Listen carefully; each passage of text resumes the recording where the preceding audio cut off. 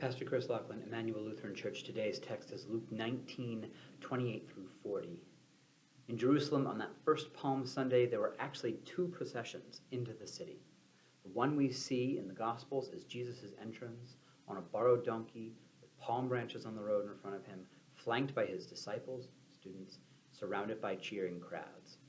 But there's another one that none of the Gospels tell us about, because their first audience already knew. The one we don't see in the Gospels is Pontius Pilate's entrance on a war horse in armor, flanked by soldiers representing Caesar, whom the crowds hate and fear. Heavenly love and earthly power. This is a highly ironic scene. Caesar rules by fear, and his representative, Pontius Pilate, fears the crowd and keeps order with violence. He doesn't know what will happen, but he is determined to keep order during this unruly festival among this unpredictable people, and he will use Caesar's instrument, the power of the fist. Jesus rules by love, and he loves the people and is sure of his purpose, even as he knows what will happen. He's predicted it 3 times now. This story has already been written, and he goes in love to save all people, even knowing that the crowds who cheer for him now will jeer at him in just a few days. The crowd will turn from Jesus to Pilate.